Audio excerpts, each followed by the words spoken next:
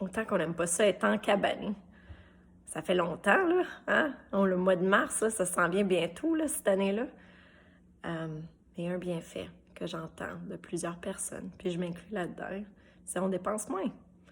On reste à la maison, on profite du soleil dans notre salon, puis on relaxe.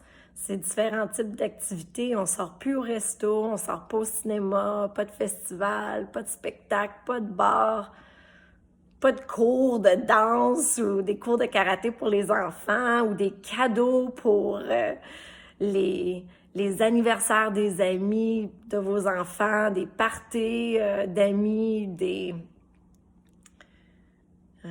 sorties toute la gang au resto, tu sais. Et là, on a gagné beaucoup, beaucoup d'argent. Puis on apprend un peu dans la simplicité. Puis si on dépense moins, bien, ça veut dire qu'on n'a peut-être pas besoin de travailler autant. Peut-être qu'on peut avoir une auto à place de 2. Peut-être que les enfants n'ont pas besoin de prendre autant de cours. Peut-être qu'on peut juste être bien à la maison un petit peu plus longtemps. Juste en faire moins. Tu sais? Juste de profiter comme du soleil sur ta peau, une belle journée d'hiver comme ça dans ton salon. Fait que ça, c'est un de mes cadeaux que la COVID va amener. Moins de dépenses, moins de voyages. Puis on investit ailleurs, on fait d'autres choses. Puis on travaille moins. On ralentit. Quand on ralentit, c'est comme si tu peux avancer plus vite dans la vie parce que tu as accès à ton intuition. Tu entends une voix plus profonde à l'intérieur de toi parce que tu as cultivé cette espèce de silence-là.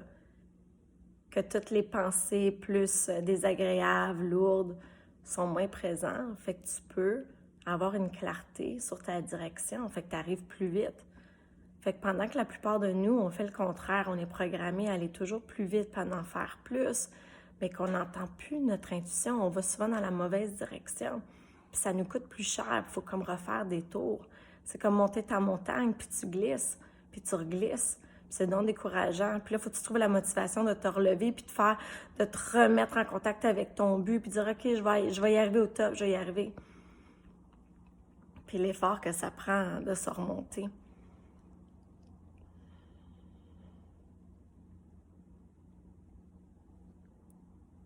Bref, la simplicité. Je vous souhaite une super belle journée, puis je vous dis à la prochaine.